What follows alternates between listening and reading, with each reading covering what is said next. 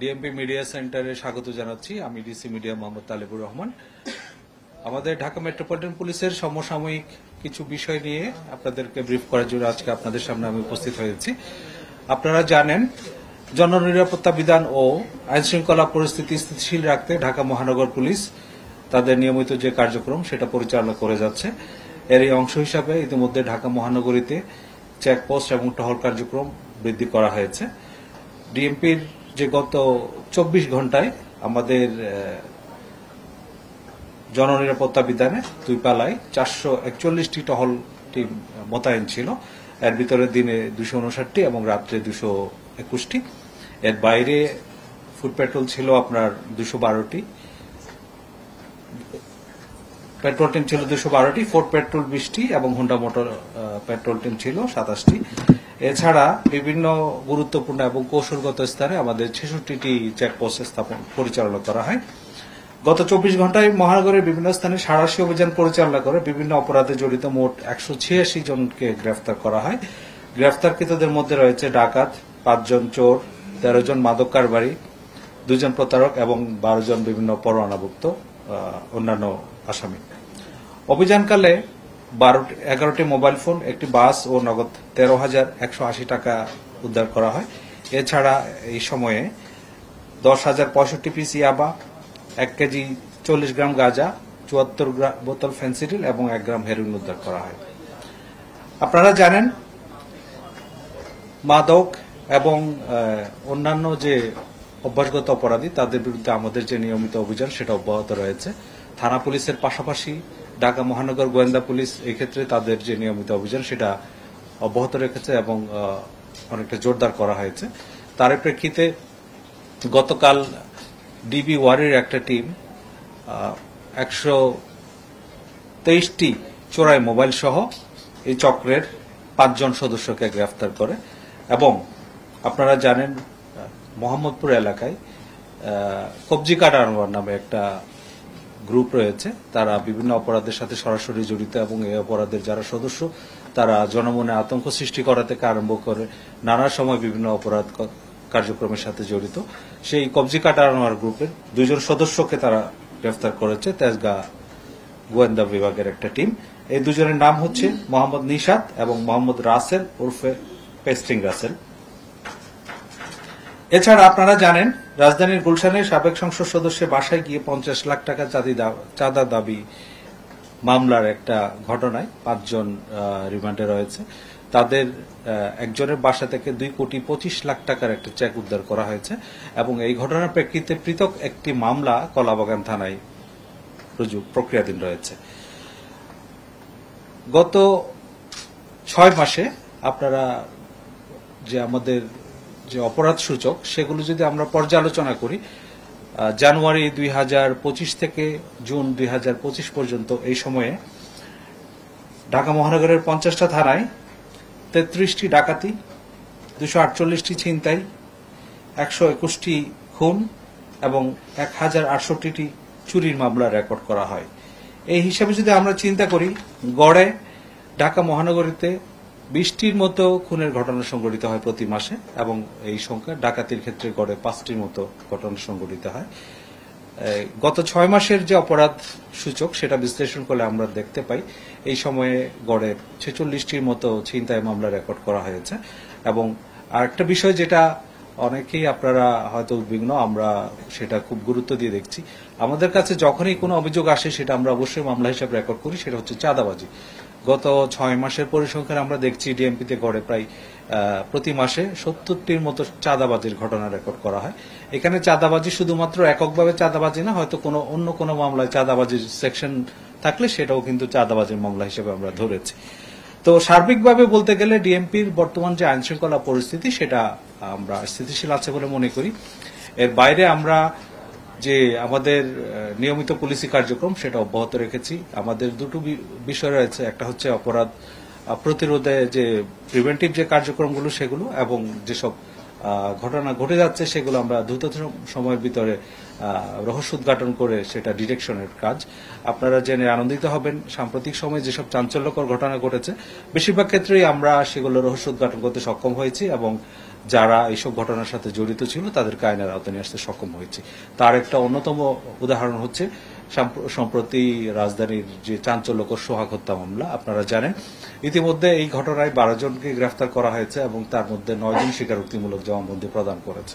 এই ক্ষেত্রে এজাহার নামীয় এবং এজাহার বহির্ভূত গুরুত্বপূর্ণ আসামি যারা রয়েছে তাদেরকে আমরা গ্রেফতার করেছি এবং আর যারা পলাতক রয়েছে তাদেরকেও গ্রেফতার প্রক্রিয়াধীন রয়েছে। আর একটা বিষয় আমাদের নিয়মিত কার্যক্রম যেটা ট্রাফিক ব্যবস্থাপনা। ট্রাফিক ব্যবস্থাপনার ক্ষেত্রে আমরা নিত্য নতুন কৌশল অবলম্বন করছি এবং বিভিন্ন স্থানে আমরা কিছু পরীক্ষামূলক ডাইভারশন দিচ্ছি এবং এসব ক্ষেত্রে দেখা যায় সেগুলো খুব ইতিবাচক ফলাফল নিয়ে আসছে। তথাপি কিছু ট্রাফিক আইনে বেশ কিছু মামলাও প্রতিদিন রুজু হয়।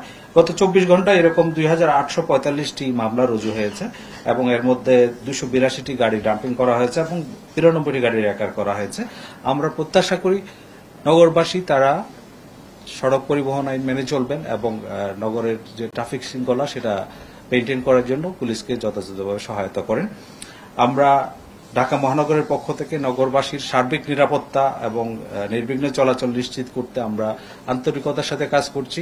আপনাদেরকে আমরা আহ্বান জানাচ্ছি সবাই আইন মেনে চলবেন, কোনোভাবেই আইন নিজের হাতে তুলে নেওয়া যাবে না এবং যে কোনো ক্ষেত্রে অপরাধ এবং অপরাধীদের সম্পর্কে কোনো তথ্য থাকলে নিকটস্থ থানায় অবহিত করবেন, পুলিশ তাৎক্ষণিক ব্যবস্থা নেবে।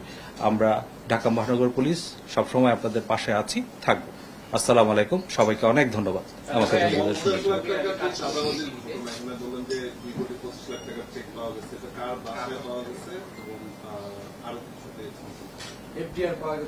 এটা আমরা তদন্তাধীন রয়েছে। একটা চেকের এখানে বিষয় আসছে 2,25,00,000 টাকার। এটা এই মামলায় যে গ্রেফতারকৃত রিয়াদ নামে একজন।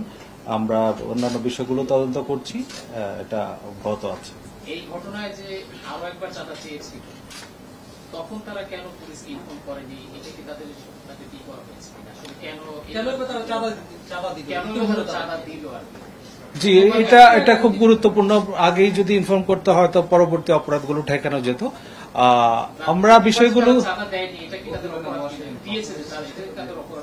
আমরা বিষয়গুলো খতিয়ে দেখছি কি কারণে তারা চাঁদা দিয়েছিল বা এক্ষেত্রে তাদের কোনো দুর্বলতা আছে কিনা সে বিষয়গুলো আমরা খতিয়ে দেখছি।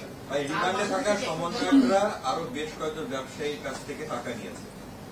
প্রাথমিক জিজ্ঞাসাবাদে জানা গেছে কিনা যে কতজনের কাছ থেকে তারা টাকা নিয়েছে এবং তাদের অ্যাকাউন্টে অস্বাভাবিক লেনদেনের তথ্য পাওয়া গেছে এবং এই টাকাটা তাদের উপরে নেতাদের কাছেও ভাগ বাটোয়ারা হয়।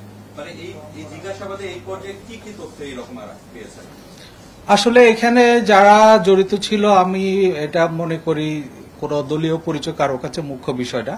আমরা যে সম্ভাব্য কারণগুলো এবং এখানে যারা জড়িত ছিল তারা ব্যতীত আর অন্য কেউ আছে কিনা সেটাও আমরা তদন্ত করে দেখছি। আশা করি তদন্ত শেষে এগুলো বিস্তারিত জানা সম্ভব হবে। আইন শৃঙ্খলা পরিস্থিতির আশঙ্কা করে সতর্কবার্তা জারি করেছে পুলিশ সদর সারা দেশে আগামী কয়েকদিনের জন্য। আসলে এই বিষয়ে ঢাকা মহানগরীতে একটি রাজনৈতিক দল যারা আইন শৃঙ্খলা পরিস্থিতি অবনতি ঘটাতে পারে, আপনাদের কাছে আসলে কি ধরনের মেসেজ আছে আর এই ব্যাপারে আপনাদের পদক্ষেপ? আমরা যে কোনো সময় সতর্ক রয়েছি, যে কোনো অরাজক পরিস্থিতি মোকাবেলা করার জন্য ডিএমপি তার পূর্ণাঙ্গ সক্ষমতা নিয়ে কাজ করছে। এই ক্ষেত্রে যদি কেউ আইন শৃঙ্খলা অবনতি করার চেষ্টা করে সেটা আমরা অবশ্যই আইনানুগভাবে মোকাবেলা করব। এর বাইরে আমাদের যে গোয়েন্দা তথ্য যেগুলো থাকে সেগুলো কাজে লাগিয়ে আমরা আইন শৃঙ্খলা পরিস্থিতি স্বাভাবিক রাখার জন্য চেষ্টা করছি। সন্ধ্যার পরে বিশেষ করে রাজধানী যে থানাগুলো আছে এই থানাগুলোতে সমন্বয়ের পরিচয় জ্ঞান দরবার এবং চাঁদাবাজি নানা ধরনের ইয়ার জন্য এসব ক্রিয়েট করা হয়। থানা ওসিরা ঠিকমতো কাজ করতে পারছেন না, থানায় হয়ে গেছে এখন আড্ডাখানা। বিশেষ করে এনসিপি বলেন, বিএনপি বলেন, জামাত বলেন, সন্ধ্যার পরে তাদের থানায় হচ্ছে আড্ডাখানা চলছে। এই ধরনের প্রচুর অভিযোগ আছে। এই বিষয়ে আপনাদের আসলে থানায় তো আড্ডার বিষয় না বা তো সালিশ করার বিষয় না। আমরা কয়েকটি ভিডিও দেখছি এবং কয়েকটি ঘটনা দেখছি, থানায় সালিশ করতেছে এনসিপি, থানায় সালিশ করতেছে বিএনপি, থানায় সালিশ করতেছে হলো জামাত। এই বিষয়গুলো কেন আইন শৃঙ্খলা বাহিনী নিয়ন্ত্রণ করতে পারছে না বা আগের মতো কেন একসময় যেতে পারছেন না? দুর্বলতা কোথায়? থানায় আসলে এরকম সালিশ করার কোনো অবকাশ নাই। যদি কোনো মামলার বাদী অথবা বিবাদী তারা নিজেদের মধ্যে আপোষ মীমাংসা করে, সেক্ষেত্রে তারা নিজেদের মতো করে করতে পারে। তবে এই ক্ষেত্রে আপনি যেটা বললেন দেন দরবার বা তদবির, এইগুলা থানায় বসে কোনো নাম দিয়ে করার কোনো অবকাশ নেই। এই ক্ষেত্রে কোনো সুস্পষ্ট অভিযোগ পেলে আমরা অবশ্যই প্রয়োজনীয় ব্যবস্থা গ্রহণ করব। পুলিশ আগের মতো অ্যাকশনে কেন যেতে পারছে না? আমরা দেখছি যে গত বছরের তুলনা বা এর আগের বছর আমরা দেখছি যে একেবারে মোহাম্মদপুর ছিনতাইকারীদের অবমাননা হয়ে উঠছে, এরেস্ট হচ্ছে, পুলিশ কাজ কিন্তু তারপরে দমানো যাচ্ছে না। পুরো রাজধানীটাই আপনার চাঁদাবাজি আর ছিনতাই প্রতিদিনই ঘটনা ঘটছে, তাহলে পুলিশ কেন অ্যাকশনে যেতে পারছে না আগামী? আমার আপনার প্রশ্নের একটা পার্ট আমি বলি। পুলিশ কিন্তু যথেষ্ট সক্রিয় রয়েছে মাঠে, এবং ঢাকা মহানগর পুলিশ যথাযথভাবে কাজ করছে দেখে কিন্তু অপরাধের মাত্রাটা অনেকটাই স্থিতিশীল রয়েছে, এবং যেসব ঘটনা ঘটছে খুব অল্প সময়ের ব্যবধানে সেই ঘটনায় জড়িতদের আমরা আইনের আওতায় নিয়ে আসতে পারছি। এর বাইরে কিছু অপরাধ যে হচ্ছে না তা না, আমরা চেষ্টা করছি অপরাধের মাত্রাটাকে অবশ্যই সীমিত রাখার এবং এটা একটা সহনীয় মাত্রার মধ্যে রাখার জন্য। আর পুলিশের উপর যে দায়িত্বগুলো রয়েছে আমরা সব সঠিকভাবে পালন করছি। এছাড়া আমাদের সদস্যদের নিয়মিত প্রশিক্ষণ প্রদানের মাধ্যমে সামনে যে জাতীয় নির্বাচন সেটার জন্য প্রস্তুতি আমরা নিচ্ছি। সার্বিকভাবে বলতে পারি আমরা আমাদের উপর যে অর্পিত দায়িত্ব সেটা পালন করছি, এবং আমাদের সদস্যরা যথেষ্ট দৃঢ় মনোবল নিয়ে তাদের উপর অর্পিত দায়িত্ব পালন করে যাচ্ছে। সাম্প্রতিক সময়ে আমরা হলো কিছু ঘটনা দেখেছি যে থানা থেকে অভিযুক্তদেরকে গ্রেপ্তার করা হয়েছে। সেই গ্রেপ্তারকৃত অভিযুক্তদেরকে বিভিন্ন রাজনৈতিক দল কর্তৃপক্ষ নিয়ে গেছে। তো সেই ঘটনাগুলোর আসলে কি হবে, এবং এই ধরনের ঘটনা ভবিষ্যতে আরো ঘটবে? এরকম চিহ্নিত কোনো অপরাধীকে থানা থেকে ছাড়িয়ে নেওয়ার কোনো সুযোগ নাই, এরকম কোনো ঘটনা ঘটেছে বলে আমার মনে হয়। চিহ্নিত না, মানে এখন রাস্তাঘাটেও যদি অপরাধ হয় সেখান থেকেও তো একজন অপরাধী, সেটা যে অপরাধ করবে সেই জন্য চিহ্নিত হওয়া প্রয়োজন, সেটা তো বিষয় না। কিন্তু যে চিহ্নিত বলতে আমি বলতে চাইছি কোনো মামলার এজাহারভুক্ত অথবা কোনো অভ্যাসগত অপরাধী এরকম ছাড়িয়ে নেওয়ার কোনো অবকাশ নেই। হ্যাঁ, আমি বুঝতে পেরেছি আপনি কি বলছেন, কিন্তু একজন হলো মানুষ মামলা করেছে বা অভিযোগ দায়ের করেছে, সেই ব্যক্তিকে গ্রেফতার করা হচ্ছে, এরকম ব্যক্তিকেও কিন্তু থানা থেকে জোরপূর্বক নিয়ে যাওয়া হয়েছে, যেটা আমরা দেখেছি। তো এই বিষয়গুলো নিয়ে আপনারা কি ধরনের পদক্ষেপ নেবে আপনাদের, এবং ভবিষ্যতে এই ধরনের ঘটনার বিরুদ্ধে আপনাদের অবস্থান দেন? এটা তো কোনো সুযোগ নেই। কোনো মামলার যে জাহারনামীয় আসামি অথবা কোনো চিহ্নিত অপরাধী যাদের নামে ওয়ারেন্ট রয়েছে, এরকম মামলার কোনো বা এরকম কোনো অপরাধীকে থানা থেকে ছাড়িয়ে নেওয়ার কোনো সুযোগ নেই। অবশ্যই সবকিছু আইনি প্রক্রিয়ার মধ্যে আসতে হবে। ধন্যবাদ। জি জি। মানে কি কারণে দিতে হলো আপনাদেরকে, মানে কোন পরিস্থিতির কারণে? এতদিন কি পুলিশ সতর্ক ছিল না? পুলিশ তো সবসময় সতর্ক থাকে। পুলিশের যে কাজ আমরা আগে বলেছি, আমাদের কিছু প্রিভেন্টিভ মেজার রয়েছে। এই প্রিভেন্টিভ মেজারগুলো আমাদের সতর্কতার অংশ হিসেবেই থাকে, যেন অপরাধ ঘটতে না পারে, যারা অপরাধী তারা সদর্পে বিচরণ করতে না পারে। সে বিষয়গুলো আমাদের নৈমিত্তিক কার্যক্রমের অংশ। এবং এর বাইরে যদি কখনো কোনো গোয়েন্দা তথ্য থাকে এরকম যে কোন একটা দল বা গোষ্ঠী দেশকে অস্থিতিশীল করার চেষ্টা করবে বা করতে পারে, সেই ক্ষেত্রে আমরা আগাম তথ্যের উপর ভিত্তি করে আমরা আমাদের যে পুলিশিং কার্যক্রমটা পরিচালনা করি এবং আমাদের অপারেশনাল যেটা পরিকল্পনা সেটা ঢেলে সাজাই।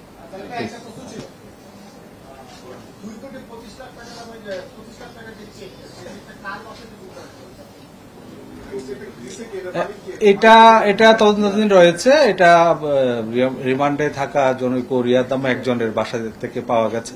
এটা নিয়ে আমরা বিস্তারিত কাজ করছি।